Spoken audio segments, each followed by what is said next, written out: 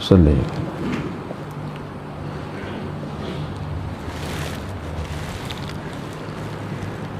الله أكبر.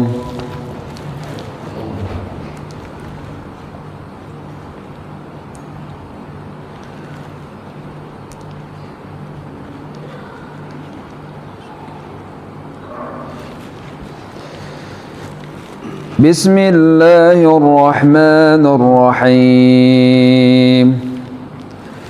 الحمد لله رب العالمين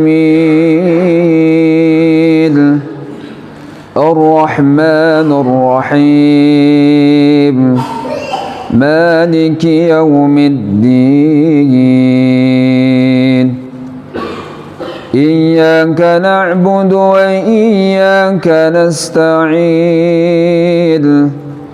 اهدنا الصراط المستقيم صراط الذين أنعمت عليهم غير المغضوب عليهم ولا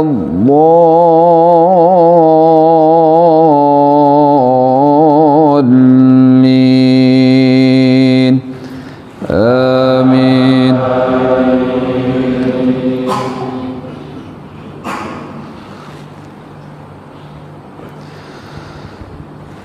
بسم الله الرحمن الرحيم. والفجر وليال العشر والشفع والوتر والليل إذا يسر هل في ذلك قسم لذي حجر ألم تر كيف فعل ربك بعاد إرم ذات العماد التي لم يخلق مثلها في البلاد وثمود الذين جابوا الصخر بالواد وفرعون ذي الأوتاد الذين طغوا في البلاد فأكثروا فيها الفساد فصب عليهم ربك سوط عذاب إن ربك لبالمرصاد فأما الإنسان إذا ما ابتلاه ربه فأكرمه ونعمه فيقول ربي أكرمن وأما إذا ما ابتلاه فقدر عليه رزقه فيقول ربي أهانن كلا بل لا تكرمون اليتيم ولا تحاضون على طعام المسكين وتأكلون التراث أكلا لما وتحبون المال حبا جما كلا إذا دكت الأرض دكا دكا وجاء ربك والملك صفا صفا وجيء يومئذ بجهنم يومئذ يتذكر الإنسان وأنى له الذكرى يقول يا ليتني قدمت لحياتي فيومئذ لا يعذب عذابه أحد ولا يوثق وثاقه أحد يا أيتها النفس المطمئنة ارجعي إلى ربك راضية مرضية فادخلي في عبادي وادخلي جنتي. الله أكبر.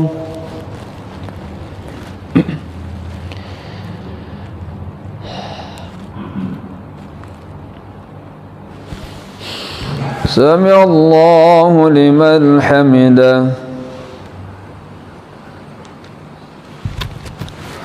الله أكبر.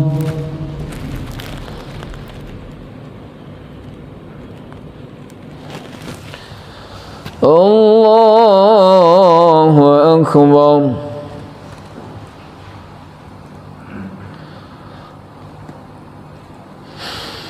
الله أكبر.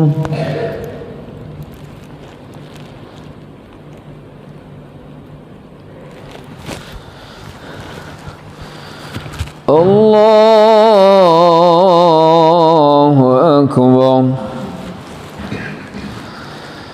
بسم الله الرحمن الرحيم. الحمد لله رب العالمين الرحمن الرحيم مالك يوم الدين إياك نعبد وإياك نستعين اهدنا الصراط المستقيم صراط الذين أنعمت عليهم غير المغضوب عليهم ولا الضالين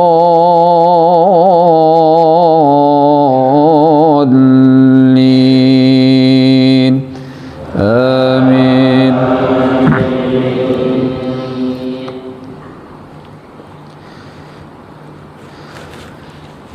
بسم الله الرحمن الرحيم. لم يكن الذين كفروا من أهل الكتاب والمشركين منفكين حتى تأتيهم البينة رسول من الله يتلو صحفا مطهرة فيها كتب قيمة وما تفرق الذين أوتوا الكتاب إلا من بعد ما جاءتهم البينة وما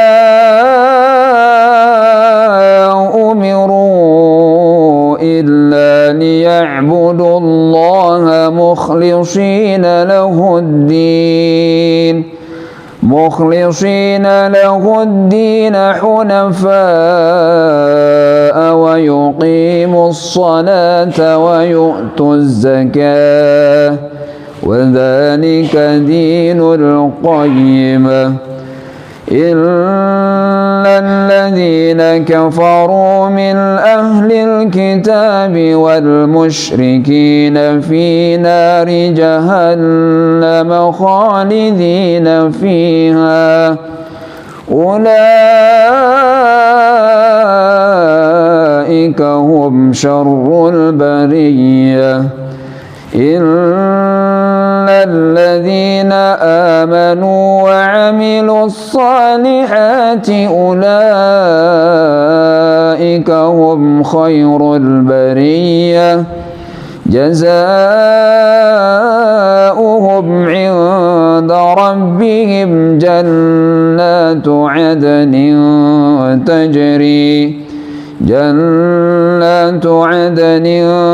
تجري من تحتها الأنهار خالدين فيها أبدا رضي الله عنهم ورضوا عنه ذلك لمن خشي ربه الله أكبر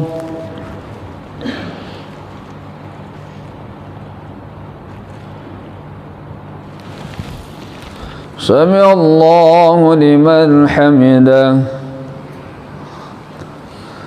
اللهم اهدنا فيمن هديت وعافنا فيمن عافيت وتولنا فيمن توليت وبارك لنا فيما أعطيت وقنا برحمتك شر ما قضيت إنك تقضي الحمد لله استغفرك الله أكبر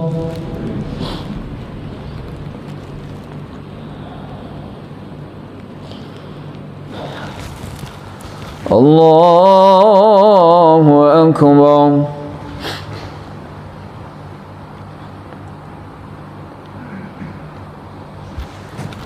الله أكبر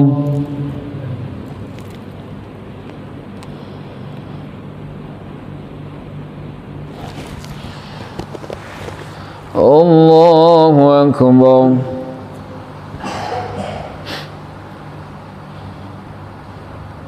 السلام عليكم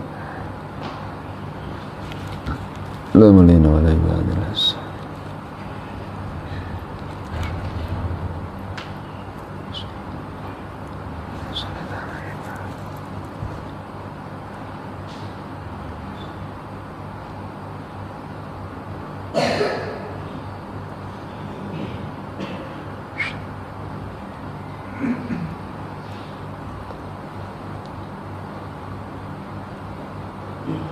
السلام عليكم ورحمة الله السلام عليكم ورحمة الله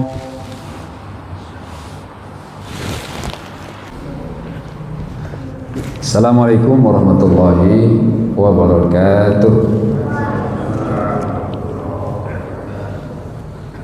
Alhamdulillah Alhamdulillahilladzi arsala rasulahu bil huda wa dinil haqq liyudhhirahu 'alad dini kullihi wa kafa billahi shahida. Asyhadu an la ilaha illallah wa asyhadu anna Muhammadar Rasulullah. Allahumma salli ala Sayyidina Muhammad wa ala ali Sayyidina Muhammad.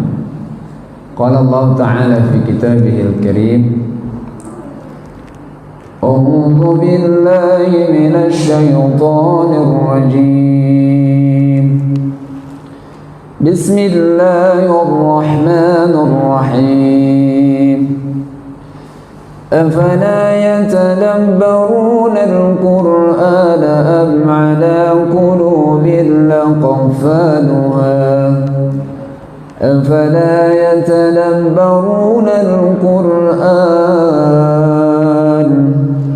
لو كان من عند غير الله لوجدوا فيه اختلافا كثيرا Sadaqallahul a'lam. Hadirin jamaah salat subuh Masjid Nurul Iman yang berbahagia, segala puji kita panjatkan kehadirat Allah Subhanahu wa ta'ala. Bersyukur dengan segala nikmatnya, nikmat sehat, nikmat kuat, sempat, terlebih nikmat iman dan nikmat Islam yang masih kita dapatkan sampai hari ini. Mudah-mudahan Allah mencatat kita sebagai hambanya yang bersyukur dengan nikmatnya. Amin. Salawat dan salam kita sampaikan dan semoga tercurah kepada junjungan kita yang mulia Rasulullah Muhammad sallallahu alaihi wa alihi wasallam.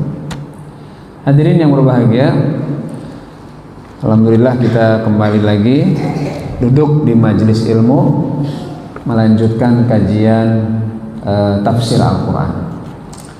Seingat saya bulan lalu sudah sampai surat Al-Zalzalah. Kali ini kita lanjut ke surat Al-Bayyinah. Sebelum lebih lanjut kita membahasnya, kita samakan bacaan kita. Kita niatkan untuk membaca ayat Quran surat Al-Bayyinah. Membacanya dapat pahala 10 kebaikan per huruf. Mendengarnya mendapatkan rahmat dari Allah. Kalau tentang yang kedua, Allah berfirman, wa idza quri'a 'alaimul Qur'an fastami'u lahu wa ansitu la'allakum turhamun. Kalau dibacain kepada kamu Al-Quran, dengerin, maka kamu akan mendapatkan rahmat. Dengerin dapat rahmat. Kalau baca, mendapatkan pahala 1 huruf diganda menjadi 10 kebaikan.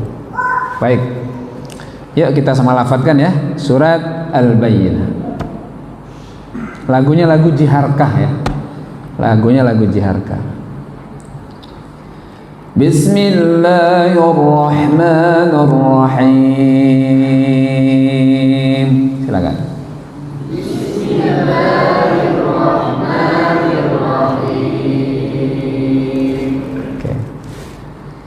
لم يكن الذين كفروا من أهل الكتاب والمشركين منفكين حتى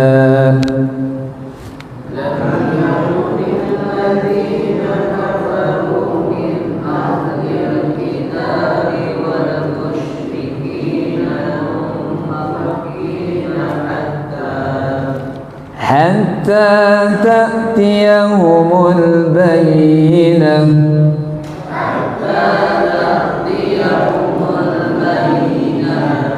رسول من الله يتلو صحفا مطهرة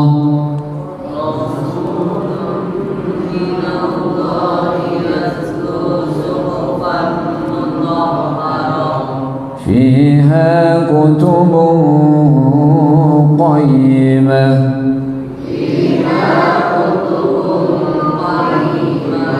Ditahan ya. فيها كتب قيمة.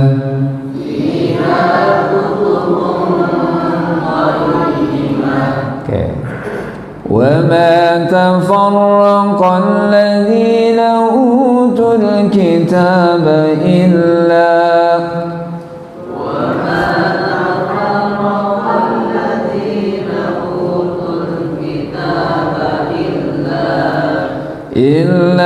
من بعد ما جاءتهم البينة إلا من بعد ما جاءتهم البينة. Okay. وما أمروا إلا ليعبدوا الله مخلصين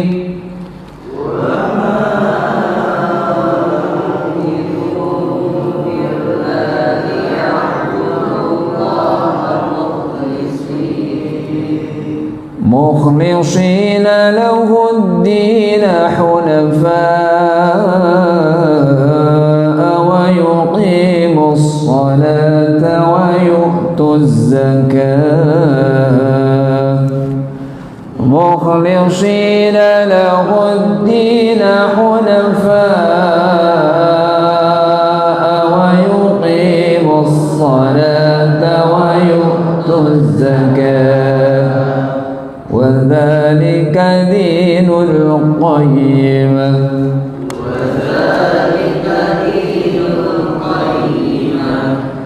إلا الذين كفروا من أهل الكتاب والمشركين في نار جهنم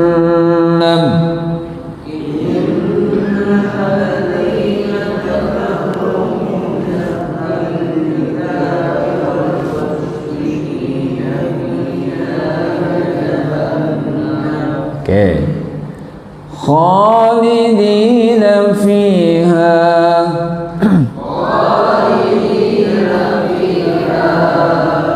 Ulaika hum syarrul bariyah.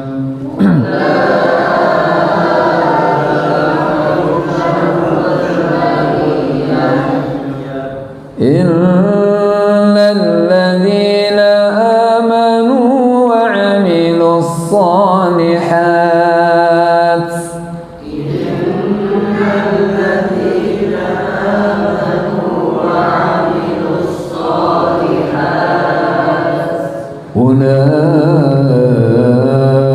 Ulaika hum khairul bariyah.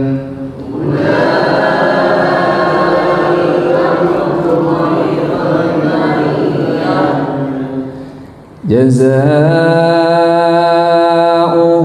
'inda rabbihim jannatu 'adnin tajri.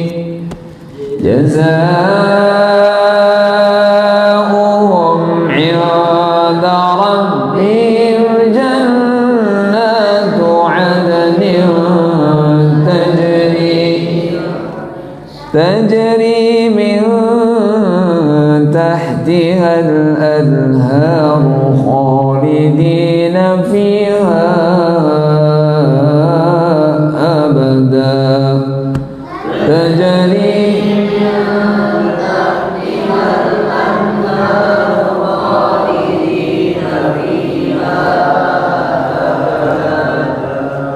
رضي الله عنهم ورضوا عنه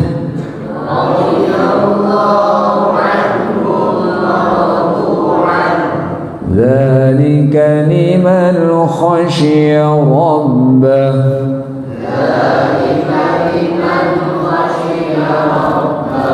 Sadaqallahul azim. Panjang ya suratnya. Baik, hadirin bapak-bapak, ibu-ibu, anak-anak yang berbahagia. Surat Al-Bayyinah. Kita coba jelaskan. Surat ini turun di kota Madinah di saat Rasul sudah hijrah ke Madinah Al-Munawwarah. Ayat ini, surat ini diawali dengan lam yakunil ladzina kafaru min ahlil kitab. Artinya orang-orang kafir dari ahli kitab dan orang musyrik tidak akan munfakin, ya, lam yakun munfakin, tidak akan meninggalkan, tidak akan berpisah. Berpisah dari apanya? Dari keyakinannya, dari agamanya, hatta sampai ta'tiyahumul bayyinah, sampai datang kepada mereka al-bayyinah. Bayyinah itu keterangan. Dari kata inilah surat ini dinamai Al-Bayyinah. Nah, saudara-saudara, Bapak Ibu yang berbahagia, kita lihat di sini. Allah menyebut orang kafir itu dengan dua kategori, ya. Jadi yang disebut orang kafir itu pertama ahlul kitab, yang kedua adalah orang musyrik. Nah, ini istilah ini. Jadi kafir itu bisa ahlul kitab, bisa musyrik. Kafir sendiri kan artinya orang yang tertutup, ya. Orang yang tertutupi hatinya untuk menerima Islam. Dan itu ada dua. Imma ahlul kitab wa imma al-musyrik. Bisa jadi yang tertutup hatinya menerima Islam itu ahlul kitab, bisa juga adalah orang musyrik. Pertanyaan berikutnya, ahlul kitab itu siapa? Orang yang diberikan Alkitab kepada mereka. Dalam banyak penjelasan, yang dimaksud dengan ahlul kitab adalah Yahudi dan Nasrani. Oke, kenapa mereka dibedakan kekafirannya dengan musyrik? Ya, sama-sama kafir nih. Tapi ahlul kitab dan musyrik itu beda. Nah, kalau ahlul kitab tadi adalah mereka yang tertutup hatinya menerima cahaya Islam, padahal mereka diberi Alkitab, Taurat dan Injil. Sementara yang musyrik, nah ini siapa ini? Nah, yang musyrik itu yang memang selain Yahudi dan Nasrani. Kalau kita lihat sosial, kultural atau politik di Madinah, kita akan menemukan ahlul kitab ini Yahudi Nasrani, sementara musyrik ini mereka dari suku Aus dan Khazraj yang mereka bukan Yahudi, bukan Nasrani, bukan juga Islam. Mereka masih penyembah berhala. Nah, itu. Nah, saudara-saudara, kenapa sih nggak langsung aja dikatakan mereka itu musyrik? Emang ini beda, Pak, ahlul kitab ini. Yahudi Nasrani ini beda. Dia memang tidak mengimani Allah dan Rasulnya, tetapi sesungguhnya ada titik kesamaan. Mereka itu masih menganggap ada Allah sebagai Tuhan, tetapi Tuhan yang beranak, Tuhan yang punya apa? Yaitu Tuhan yang tidak hanya sendiri, tapi dia punya anak. Tapi kalau orang musyrik sama sekali memang mereka tidak mengenal Allah sebagai Tuhan. Tuhan mereka adalah berhala. Lata, Uzza, Mana, yang paling besar adalah Hubal. Tapi kalau Yahudi Nasrani, dia beriman kepada Allah. Tanya kepada mereka, siapa Tuhannya? Allah. Siapa Tuhannya? Yahweh kalau kata orang Yahudi. Tetapi Allah yang punya anak. Maka dalam surat Al-Maidah Allah berfirman, wa qalatil yahudu Uzairun ibnullah wa qalatin nasara Isa ibnullah. Dalam surat Al-Maidah Allah berfirman, orang Yahudi mengatakan Uzair itu adalah anak Tuhan, anak Allah. Sementara orang Nasrani mengatakan Isa itu putra Tuhan. Nah, disinilah dalam akidah kita menjadi cacat. Sementara dalam akidah Islam dijelaskan secara gamblang, qul huwallahu ahad, Allahus samad, lam yalid wa lam yulad wa lam yakul lahu kufuwan ahad. Katakan ya Muhammad, Allah itu esa, dia tempat bergantung yang tidak beranak dan tidak diperanakan. Itu jelas itu. Nah, itu bedanya. Samanya kita dengan Yahudi dan Nasrani sama-sama meyakini Allah.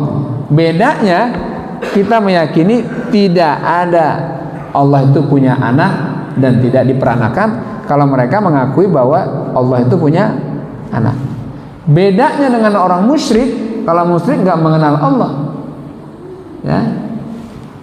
Nah, maka dalam hal ini kekafiran itu dibagi menjadi dua, ahlul kitab dan musyrik. Ya. Di Mekah Rasul mendapati dua kelompok ini, di Madinah pun demikian. Nah, baik, itu yang pertama. Jadi Allah jelaskan orang yang ahlul kitab dan musyrik tidak akan pernah meninggalkan agama mereka sampai datang al-bayyinah, kebenaran itu.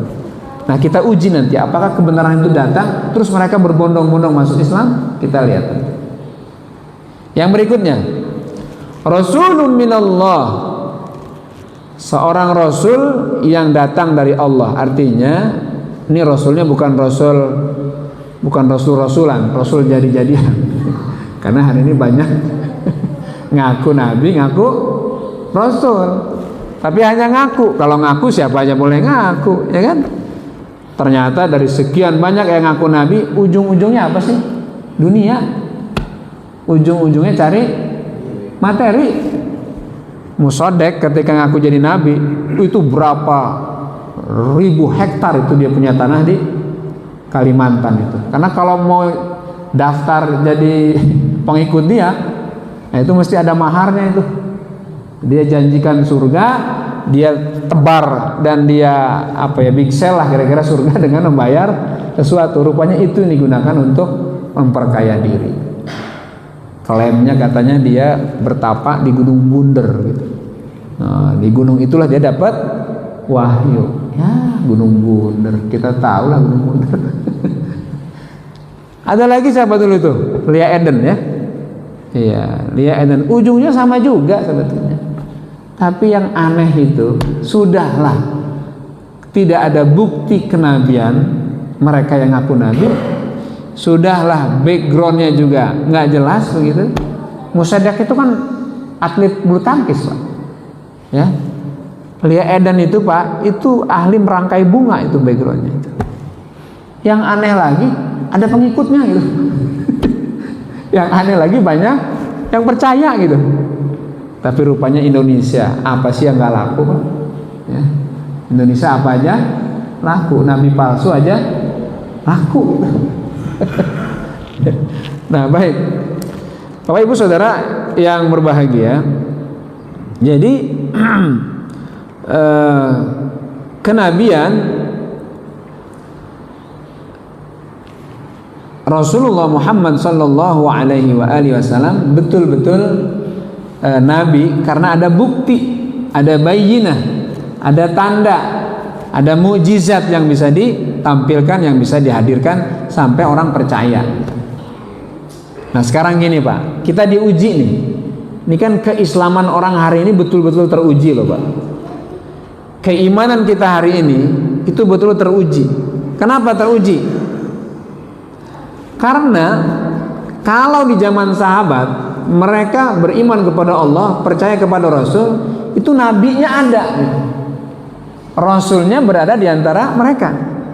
Mukjizat itu mereka saksikan. Di saat misalnya keluar dari jari Rasulullah air, kan, sehingga mereka bisa minum dan bisa berwudu. Rasul memperbanyak makanan. Kemudian batu dibelah sama Rasulullah, batu yang keras. Apalagi? Ya membelah bulan. Apalagi? Banyak sekali. Nah, di samping Al-Quran itu sendiri, mereka menjadi beriman.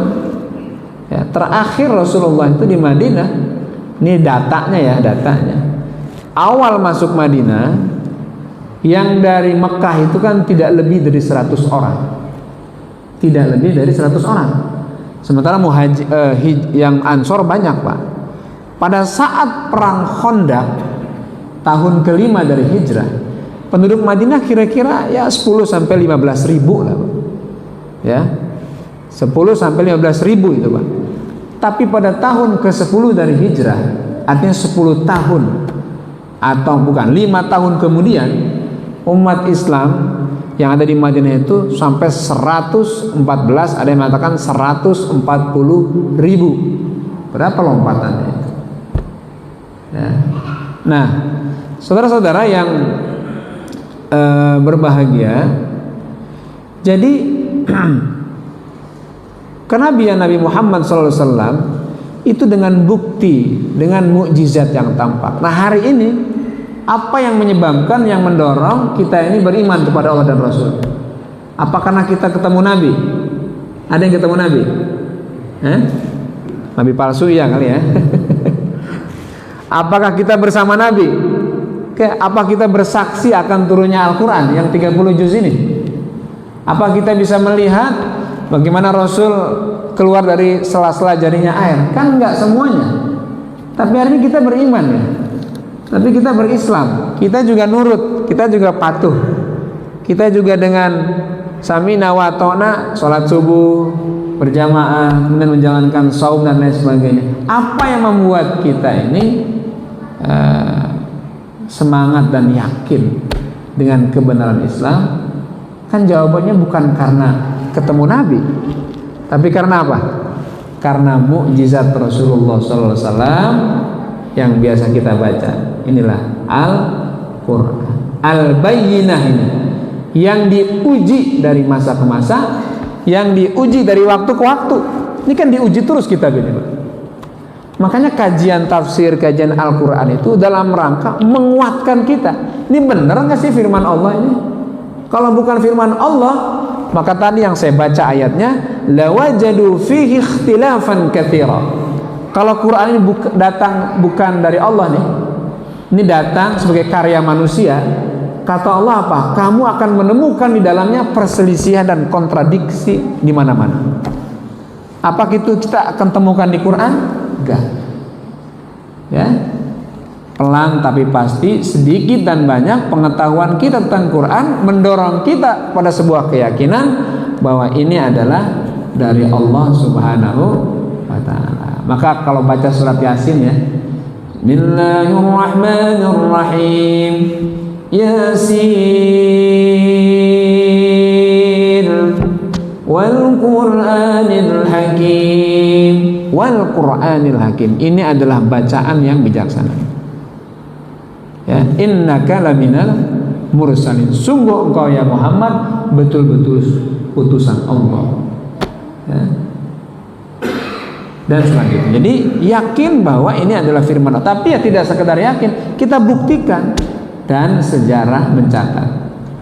Para ahli menjelaskan tentang kehebatan Al-Quran. Maka saya sering mengatakan, upaya orang-orang yang tidak senang dengan Islam, cara mereka, orang-orang yang tidak senang dengan Islam untuk menghancurkan Islam itu dua yang dihantam, Pak. Yang akan diusik, yang akan diganggu itu dua. Apa itu? Kitab sucinya dan nabinya gitu. Lihat penistaan yang mereka lakukan. Kalau nggak menghantam kitab suci Al-Quran atau pembawanya Nabi Muhammad SAW. Ya, tuduhan-tuduhan itu dialamatkan kepada beliau. Al-Quran dibakar, Al-Quran diinjak, dan umat dijauhkan dari Al-Quran. Karena kalau umat dijauhkan dari Al-Quran, maka nggak ada lagi yang membimbing dia kepada keyakinan yang kuat kepada Islam. Ya, inilah al-bayyinah. Jadi Rasulun minallah, utusan atau nabi utusan dari Allah yang yatlu, membacakan suhufan mutahharah, lembaran-lembaran yang mutahharah, yang suci. Nabi dan Rasul itu membacakan ayat-ayatnya kepada para sahabat. Nabi Muhammad SAW dengan sabarnya, dengan tekunnya membacakan ayat Quran itu kepada para sahabat. Apakah dulu ketika Rasul mengajarkan langsung 30 juz seperti hari ini? Tidak. Quran turun berapa lama waktunya? Anak-anak tahu? Berapa lama Al-Quran turun? Tinggal dihitung berapa lama Rasul berdakwah di Mekah dan berapa lama beliau dakwah di Madinah. Berapa lama di Mekah? 13 tahun. Berapa lama di Madinah? 10 tahun. Berarti masa turunnya Al-Quran adalah 23 tahun, mengikuti dakwahnya Rasulullah. Ketika Rasul umur 40 tahun, turunlah ayat pertama surat Al-Alaq. Maka saat itu pula lah Rasul diangkat menjadi nabi, sekaligus ayat pertama kali turun kepada beliau. Terus yang terakhir apa? Yang terakhir adalah di saat Rasulullah berhaji. Itu ayat terakhir turun adalah surat Al-Maidah ayat 3. Al-yawma akmaltu lakum dinakum wa atmamtu alaikum ni'mati wa raditu lakumul Islam madinah. Pada hari ini aku sempurnakan untuk kalian agama kalian, dan aku cukupkan untuk kalian nikmatku, dan aku ridho Islam sebagai agama. Udah disempurnakan, udah dicukupkan, udah diridhoi, berarti tuntas semua. Makanya ketika ayat ini turun, Pak, ada dua sikap sahabat. Kebanyakan gembira, kebanyakan senang.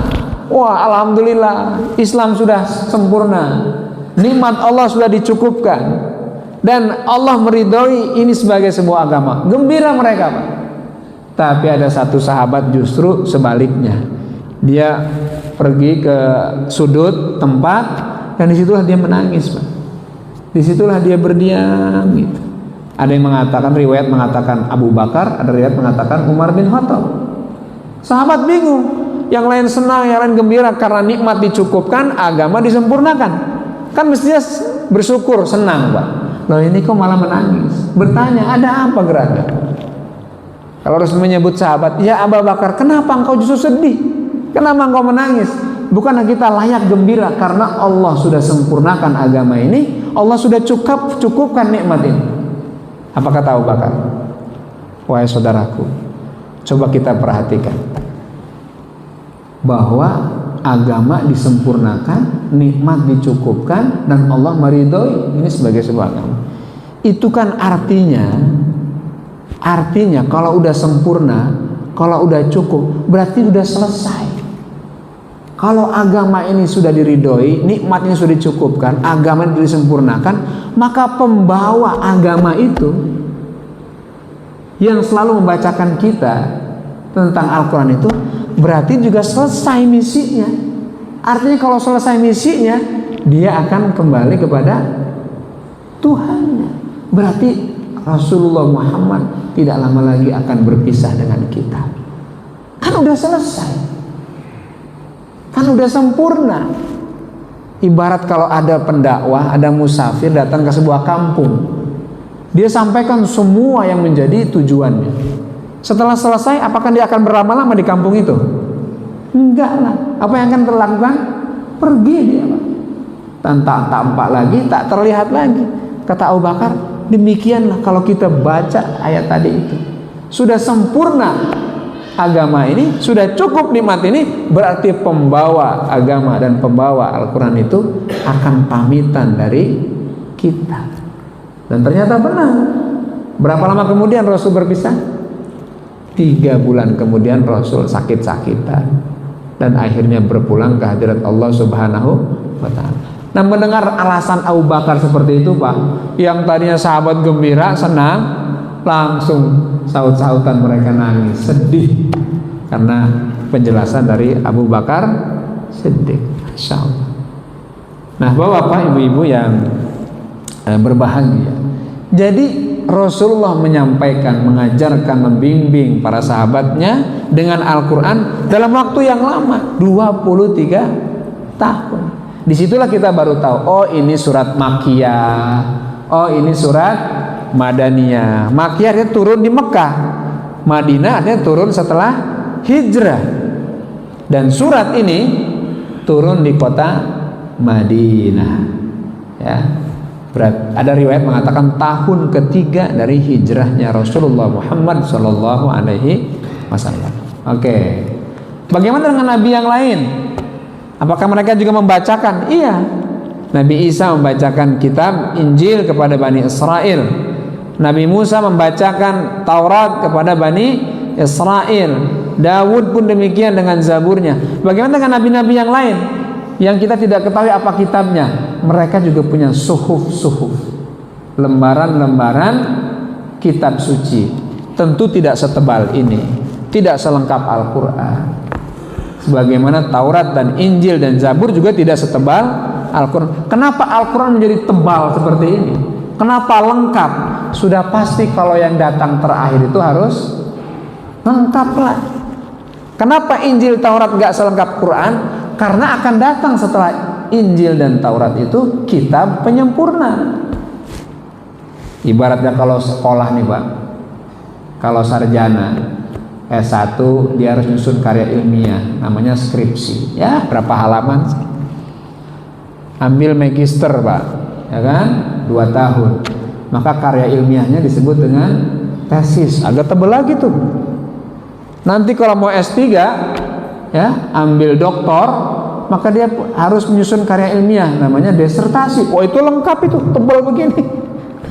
Nah, kalau harus merujuk kepada dunia pendidikan, ya, maka Quran ini doktor ini. Ini disertasi ini lengkap. Yang sebelumnya tidak boleh dan tidak mungkin lengkap karena dia masih terbatas umatnya dan juga tantangannya tidak sekompleks umat Rasulullah Muhammad Sallallahu Alaihi Wasallam. Nah, maka ada suhuf siapa misalnya? Suhufi Ibrahim wa Musa. Surat apa itu? Ala-ala ya. Iya. Inna hadza lafi suhufil ula suhufi Ibrahim wa Musa. Ada suhuf, ada lembaran kitab suci, yaitu suhufnya Ibrahim dan Musa. Berarti kalau hanya lembaran ya nggak tebal lah Pak. Nah jadi Quran yang kita pegang ini memang yang paripurna, yang sempurna karena terakhir turun. Pertanyaannya, mungkinkah ada kitab yang datang setelah Al-Quran? Nggak mungkin. Seandainya ada yang mengatakan mungkin, dia harus membuktikan dengan kemungkinannya. Apa? Berarti kitab yang datang setelah Al-Quran mesti lebih lengkap, mesti lebih paripurna. Bisa enggak? Di Quran Allah sudah mengatakan, "Qul lain jatama'atil insu wal jinnu 'ala an ya'tu bimithli hadzal Qur'an la ya'tuna bimithlihi walau kana ba'duhum li ba'din dhahira." Allah berfirman, katakan ya Muhammad, seandainya bangsa jin dan manusia berkumpul, berkoalisi untuk membuat karya tulisan kitab seperti Al-Quran, ya, la ya'tuna, pasti mereka tidak akan sanggup mendatangkannya. Bahkan kalau mereka harus kumpul bareng, panitia besar, ya, persiapan yang matang, tidak akan sanggup mendatangkan seperti Al-Quran. Lihat hari ini, apakah ada orang yang buat Al-Quran? Nggak ada, Pak. Nggak ada dan tidak akan pernah bisa. Ya, oke. Jadi yatlu suhufan mutahhar fiha kutubun qayyimah. Di dalamnya ada kutub, tulisan-tulisan yang qayyimah, yang lurus. Kitab suci Al-Qur'ankah itu isinya adalah catatan, tulisan-tulisan yang lurus, bicara tentang kebaikan dan juga pesan-pesan yang sangat mulia. Wa ma tafarraqal ladzina utul kitaba illa min ba'di ma ja'atuhumul bayyinah. Ya, ayat ini menarik. Wa ma, dan tidaklah, tafarraqa, bercerai atau berselisih, alladzina utul kitab, mereka-mereka yang diberi Alkitab, Yahudi dan Nasrani maksudnya, illa, kecuali, mim ba'di ma ja'atuhumul bayyinah, setelah datang al-bayyinah itu. Maksudnya gini Pak, ini orang Yahudi Nasrani yang diberikan kitab kepada mereka, itu justru perselisihan, perceraian itu terjadi setelah ada Al-Quran dan datangnya Rasulullah Muhammad SAW. Sebelumnya mereka itu satu Pak. Kalau dalam konteks Madinah, di Madinah itu ada 3 suku Yahudi, suku Quraisyah, Nadir, dan Qainuqa namanya. Tiga-tiganya ini kompak. Mereka Yahudi, mereka mengikuti Taurat dan Injil, dan mereka ketika ada clash gitu ya, ada perselisihan dengan orang-orang Madinah, Yathrib, suku Aus dan Khazraj, mereka selalu mengatakan, nanti bersama kami akan datang loh Nabi terakhir, akan datang kepada kami Nabi terakhir, dan kami akan kalahkan engkau dengan Nabi itu. Artinya bersama Nabi Muhammad nanti kami akan kalahkan kalian. Itu kata orang Yahudi. Mereka berharap betul dan tahu betul bahwa akan ada Nabi terakhir. Bersatu mereka itu Pak. Ya. Nah, kenapa mereka dengan yakin bahwa akan datang Nabi terakhir yang akan menyatukan mereka? Itu karena dalam kitab Taurat dan Injil memang ada informasi tentang itu Pak. Akan datang seorang Nabi terakhir dengan nama ini dan tanda-tandanya ini. Bisa baca dalam surat Ali Imran ya, ayat 146. Allah berfirman, alladzina atainahumul kitaba ya'rifunahu kama ya'rifuna abna'ahum wa inna fariqam minhum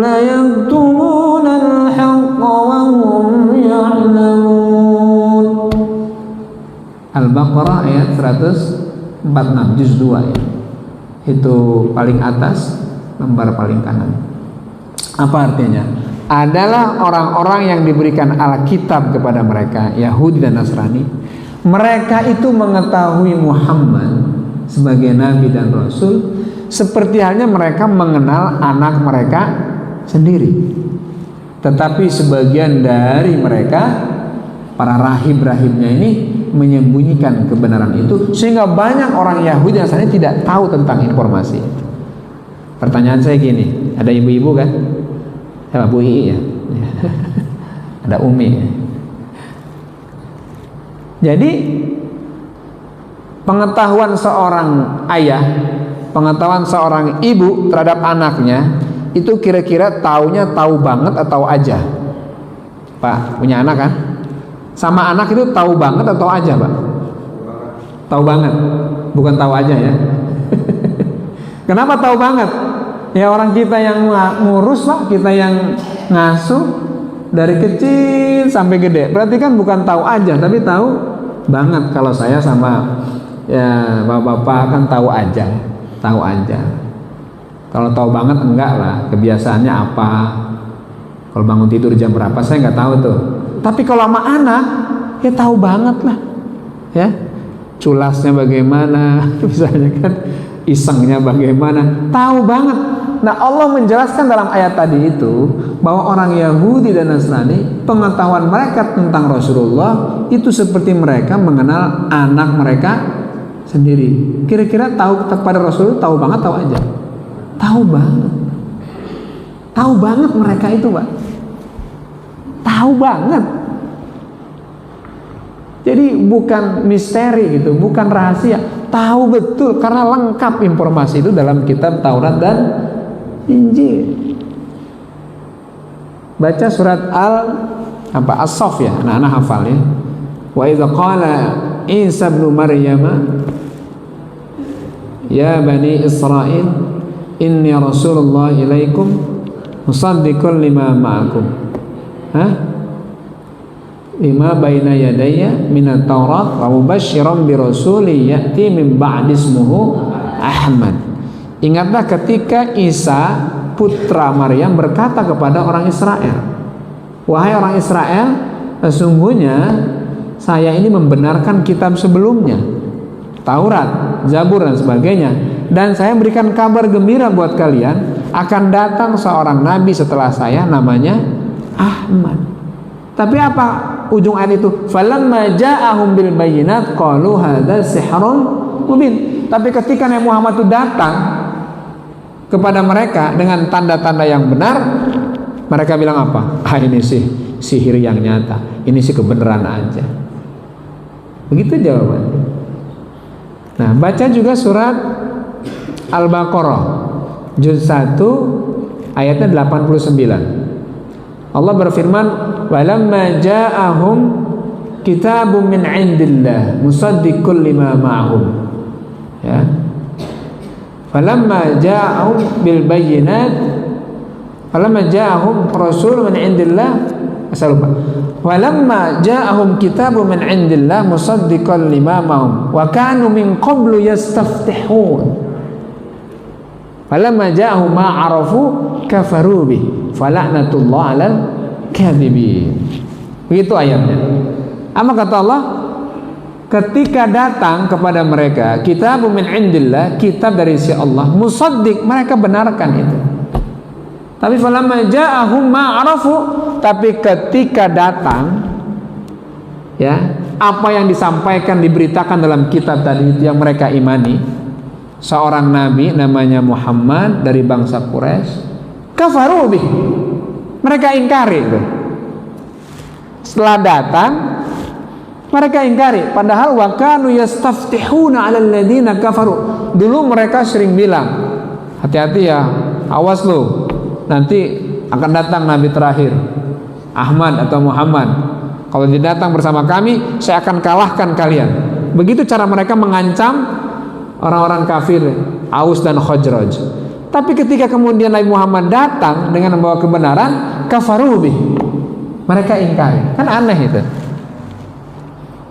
Aneh itu. Siapakah mereka? Itulah orang Yahudi yang Allah jelaskan tadi dalam surat Al-Baqarah ayat 89 juz 1 paling atas itu orang Yahudi yang mereka punya pengetahuan lengkap, punya pemahaman yang baik tentang Islam, tentang Rasulullah, tapi ketika tahu bahwa nabinya ini bukan dari Israel, terus mereka ingkari. Itu jangan salah dan jangan aneh kalau banyak dari cendekia orang Yahudi itu yang paham Quran, Pak. Gurunya siapa? Almarhum Nur Khalis Majid. Kalau nggak salah dia kuliah di Harvard ya. Itu dosennya itu adalah orang Yahudi dan dia banyak hafal tentang Al-Quran. Tapi Al-Quran yang dia hafal tidak mendorong dia dapat hidayah. Terus untuk apa dia Quran hafal? Sebagai sains, sebagai pengetahuan. Jangan kaget juga kalau seorang paus, apakah Benedictus atau Paus Paulus, itu di buku perpustakaannya ada Al-Quran. Jangan aneh, itu biasa ya. Bahkan juga para rahib-rahib, pendeta-pendeta Yahudi gitu. Jadi keegoan mereka lah dan keangkuhan mereka, karena mereka adalah bangsa utama, itu yang menghalangi mereka untuk masuk ke dalam Islam. Ayatnya jelas tuh ya. Oke, Bapak-bapak, Ibu-ibu yang berbahagia. Jadi justru wa ma tafarraqal ladzina utul kitab, justru perselisihan, perbedaan itu terjadi setelah datang al-bayyinah, setelah datang Al-Qur'an dan Rasulullah Muhammad sallallahu alaihi wasallam. Ketika Rasul datang ke Madinah, justru mereka ada yang tetap dengan keyahudiaannya, tapi ada juga yang masuk Islam. Di antara yang masuk Islam itu pendeta Yahudi namanya Abdullah bin Salam. Siapa namanya, Dek? Nana? Abdullah bin Salam. Namanya bagus gak? Bagus ya. Abdullah bin Salam pendeta Yahudi yang dia cek, dia cross check, dia teliti. Oh iya bener ini, tanda-tanda kenabian itu melekat semuanya pada diri Rasulullah. Tambah lagi, Pak, ini bukti bahwa mereka tahu banget tentang Nabi itu. Kan Rasul hijrah nih, Pak, dari Mekah ke Madinah. Seluruh sahabat udah hijrah semuanya. Yang terakhir hijrah itu adalah Rasulullah dan Abu Bakar. Dari Mekah nih sudah digadang-gadang nih, sudah dinanti-nanti nih Rasulullah akan sampai di Madinah. Itu sahabat kerjanya tiap pagi itu nungguin aja, nungguin Rasulullah datang, Pak.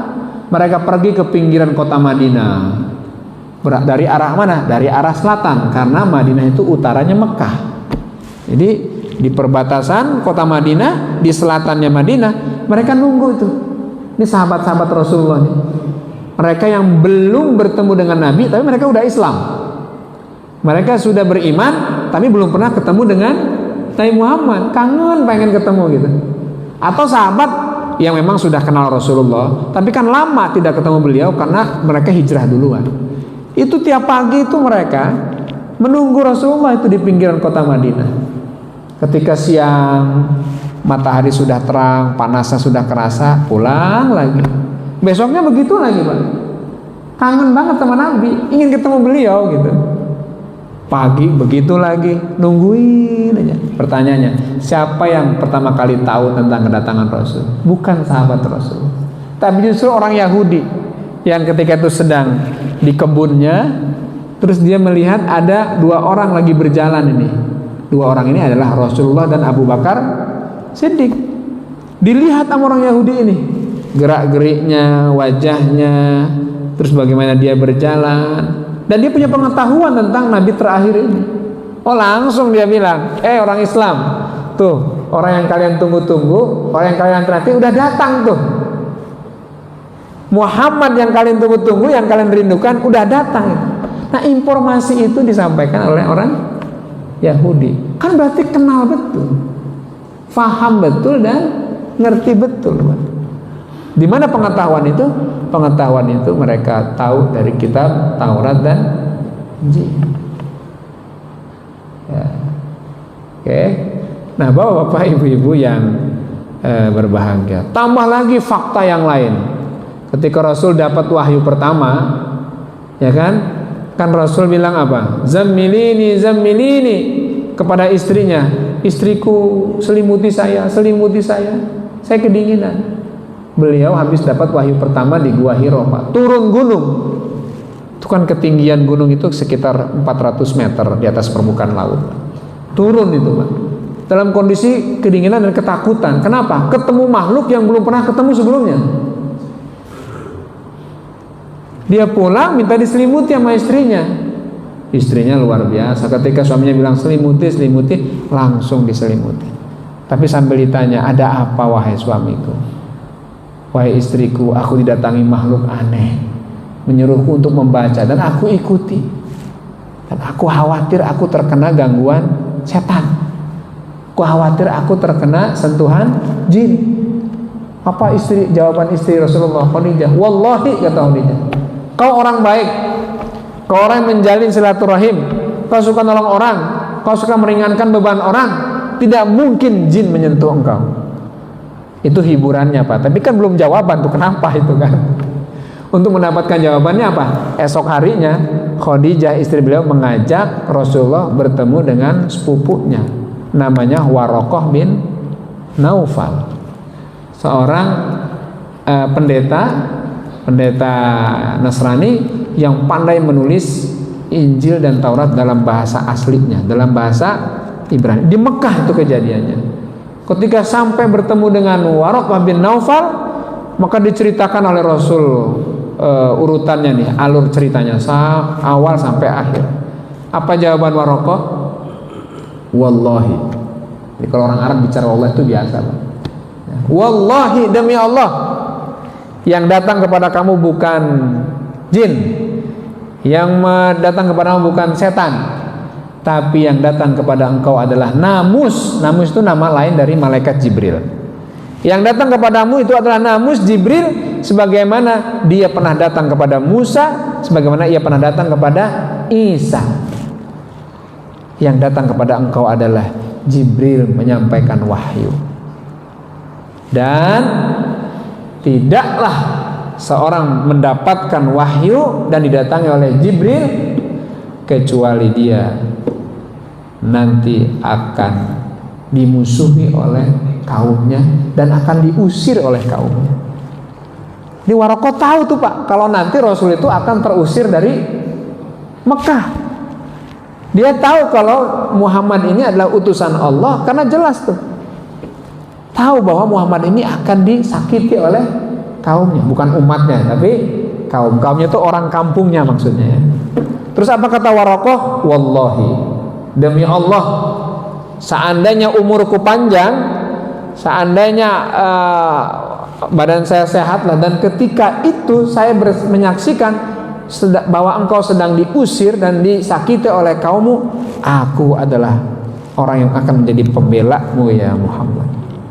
Cuman takdir mewafatkan beliau sebelum beliau terusir dan disakiti oleh kaumnya. Meninggal duluan nih Waraqah bin Naufal.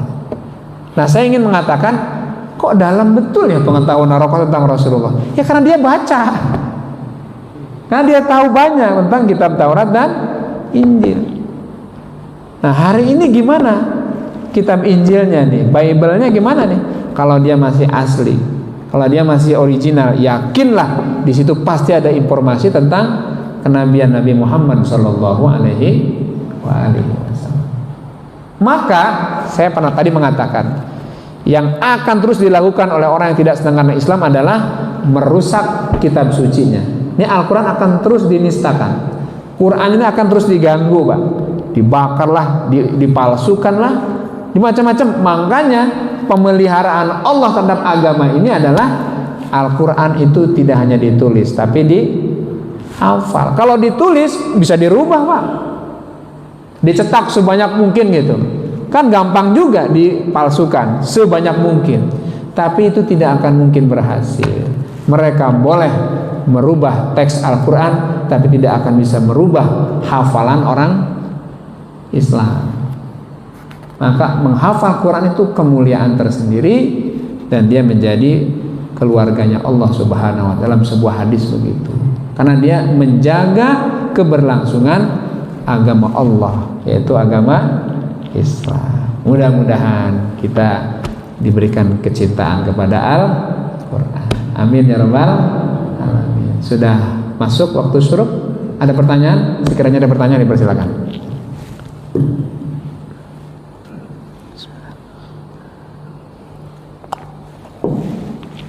Tidak ada ya? Nanti kita lanjutkan ayat berapa ini? Ayat 5-nya nanti pada bulan yang akan datang. Ini pengajiannya sebulan sekali Pak. Mudah-mudahan gak lupa gitu ya. 5 sampai berapa nih? Sampai 8. Mudah-mudahan dikasih sehat, amin. Dikasih sempat, amin. Dikasih umur panjang oleh Allah Subhanahu wa taala. Demikian kira-kira apa yang bisa saya sampaikan. Mudah-mudahan ada manfaatnya. Al-haqqu min rabbik, kebenaran dari Allah. Wala takunanna minal mumtarin, jangan ragu untuk mengimaninya. Kita tutup pengajian kita dengan kafaratul majlis. Subhanaka Allahumma bihamdika asyhadu an la ilaha illa anta astaghfiruka wa atubu ilaik. Assalamualaikum warahmatullahi wabarakatuh.